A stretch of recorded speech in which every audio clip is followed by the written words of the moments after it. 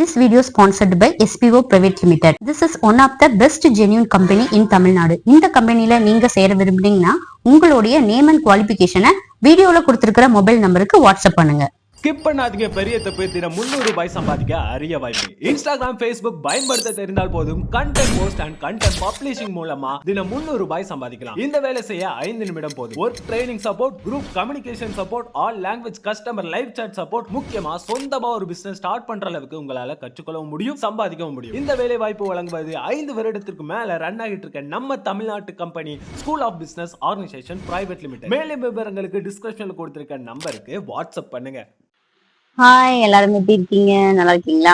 நம்ம எல்லாருக்குள்ளயுமே நான் தான் எல்லாத்துலயும் எனக்கு எல்லாமே தெரியும், நான் எல்லாத்துலயும் கரெக்டா இருப்பேன், என்னை தாண்டி இந்த உலகத்துல யாரும் பெஸ்ட் கிடையாது அப்படின்னு சொல்லிக்கிற கர்வம் இருக்கணும். இருக்கிறது நல்லது. ஏன்னா அது நம்மளோட வாழ்க்கையை உயர்த்துறதுக்கும் நம்மளுடைய வாழ்க்கையை டெவலப் பண்றதுக்கும் ஒரு கான்பிடென்ட்டை கொடுக்கும். ஆனா அதுவே அந்த கர்வம்ங்கிறது மத்தவங்களை பாதிக்கிற மாதிரி இருக்கக்கூடாது. இல்ல அந்த கர்வம் கடவுள் மேலேயே நீ பெருசா நான் பெருசான்னு போனா என்ன ஆகும்? அப்படி ஒரு கதையை தான் நம்ம இன்னைக்கு பார்க்க போறோம். கதைக்குள்ள போறதுக்கு முன்னாடி நம்மளோட சேனலுக்கு இப்பதான் ஃபர்ஸ்ட் டைம் வரீங்கன்னா மறக்காம நம்மளோட பிரியா சங்கர் தாட் சேனலை சப்ஸ்கிரைப் பண்ணிடுங்க. வாங்க இப்போ கதைக்குள்ள போகலாம். ஒரு அரசன் ஒருத்தன் தன்னுடைய நாட்டுல மக்கள் எல்லாரும் எப்படி இருக்காங்க அப்படின்னு பாக்குறதுக்காக மாறு வேடத்துல நகரத்துக்கு உள்ள போறான்.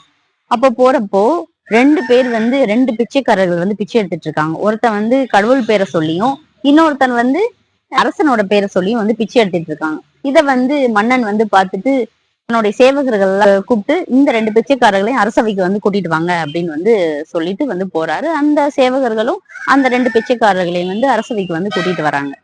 அப்போ அரசன் கேக்குறாரு, நீங்க 2 பேரும் நகரத்துல பிச்சை எடுத்துட்டு இருக்கிறத நான் பார்த்தேன். அது என்ன, ஒருத்தர் அரசர் பேரை சொல்லியும் ஒருத்தர் கடவுள் பேரை சொல்லியும் பிச்சை எடுக்கிறீங்க, என்ன காரணம் அப்படின்னு கேக்குறப்போ அந்த கடவுள் நம்பிக்கை இருக்கிற பிச்சைக்காரன் சொல்றான், கடவுளோட ஆசீர்வாதம் இருந்தா தானே இந்த உலகத்துல யாருமே செல்வந்தன் ஆக முடியும், அதனாலதான் நான் கடவுள் பேரை சொல்லி பிச்சை எடுக்கிறேன் அப்படின்னு சொல்றான். இன்னொருத்தன் அந்த அரசன் பேரை சொல்லி பிச்சை எடுக்கிறவன் சொல்றான், கடவுள் நம்ம கண்ணுக்கு தெரியாது, ஆனா அரசன் தானே நமக்கு கண்ணுக்கு தெரியறவரு, அதனால அவர் நினைச்சாதானே யாரும் இந்த உலகத்துல யாரும் செல்வந்தன் ஆக முடியும் அப்படின்னு சொல்லிட்டு சொல்றான். இதை கேட்டவுடனே அரசன் சரி அப்படின்னு சொல்லிட்டு அவங்க 2 பேரையும் அனுப்பி வச்சுட்டு தன்னுடைய அமைச்சர்கிட்ட போய் ஆலோசனை பண்றாரு. இந்த விஷயம் நடந்த விஷயத்த எல்லாத்தையும் சொல்லி உடனே அமைச்சர் என்ன சொல்றாரு, அந்த முதல் பிச்சைக்காரன் சொன்னதுதான் அரசை சரி அப்படின்னு அமைச்சர் சொல்றாரு. ஏன்னா கடவுளோட ஆசீர்வாதம் இருந்தாதானே இந்த உலகத்துல யாரும் செல்வந்தன் ஆக முடியும் அப்படின்னு அமைச்சர் சொல்றாரு. உடனே அமைச்சர் சொன்னதை கேட்டுட்டு அப்ப செல்வந்தன் ஆகணும், அப்ப இதுல கடவுளா அரசனா அப்படின்னு சொல்லிட்டு அரசனுக்கு ஒரே கேள்வியா இருக்கு. இதை என்ன பண்ணணும்னு சொல்லிட்டு அந்த ஒரு யோசனையிலே அவன் இருக்கான். இந்த நேரத்துல பாத்தீங்கன்னா நகரத்துல அந்த நாட்டுல ஒரு கோவில் திருவிழா வருது. இந்த திருவிழால அரசன் என்ன ஒரு அறிவிப்பு சொல்றான், அந்த மக்கள் எல்லாத்துக்கும் நான் பரிசு தர்றதா சொல்லிட்டு ஒரு அனௌன்ஸ்மெண்ட் கொடுக்குறாங்க. எல்லா மக்களும் வராங்க. எல்லா மக்களுக்குமே மன்னன் ஒரு ட்ரெஸ்ஸும் ஒரு பரங்கிக்காயும் பரிசா கொடுக்குறாரு. எல்லாரும் வாங்கிட்டு போறாங்க. அந்த 2 பிச்சைக்காரர்களும் வராங்க. அதுல அந்த அரசன் பேரை சொல்லி பிச்சை எடுக்கிறான் பாத்தீங்களா, அவனுக்கு ஒரு ட்ரெஸ்ஸும் அந்த பரங்கிக்காய்க்குள்ள ஒரு தங்கம், வெள்ளி, வைடூரியம் இந்த மாதிரியான விலை உயர்ந்த நகைகளை அந்த பரங்கிக்காய்க்குள்ள வச்சு பரிசு கொடுக்குறான்.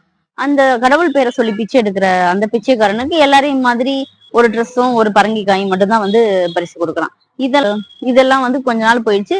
கொஞ்ச நாள் கழிச்சு மன்னர் அந்த பிச்சைக்காரர்ல அந்த அரசன் பேரை சொல்லி பிச்சை எடுக்கிறவன திரும்ப பிச்சை எடுக்கிறத அரசன் பாக்குறாரு. பார்த்தோன்னே அவருக்கு ஒரே ஷாக்கிங், என்னடா அது, இவன் திரும்ப நம்ம நிறைய நகைகள் எல்லாம் தங்கம் எல்லாம் கொடுத்தோமே, இவன் திரும்ப பிச்சை எடுக்கிறானே அப்படின்னு சொல்லிட்டு அவருக்கு ஒரே அதிர்ச்சி. உடனே அந்த பிச்சைக்காரனை கூப்பிட்டு, நான் உனக்கு பரிசுலாம் கொடுத்தனே, நீ திரும்ப பிச்சை எடுக்கிறையே அப்படின்னு கேக்குறாரு. என்ன அரசே, நீங்க ஒரு ட்ரெஸ்ஸும் ஒரு பரங்கிக்காயும் தானே கொடுத்தீங்க, அந்த பரங்கிக்காயை நான் ஒருத்தனுக்கிட்ட 5 வெள்ளிக்காசுக்கு வித்துட்டேன், அதை வச்சு எத்தனை நாளைக்கு நான் சாப்பிட முடியும், அதனாலதான் திரும்ப பிச்சை எடுக்கிறேன் அப்படின்னு சொன்னான். அட பைத்தியக்காரனே, நான் அந்த பரங்கிக்காய்க்குள்ள தங்கம், வெள்ளி, வைடூரிய நகைகள்லாம் வச்சேனே, நீ அதை வெட்டி பார்த்திருந்தா உனக்கு தெரிஞ்சிருக்குமே, நீ வெட்டி பார்க்கலையா அப்படின்னு சொல்லிட்டு கேக்குறாரு.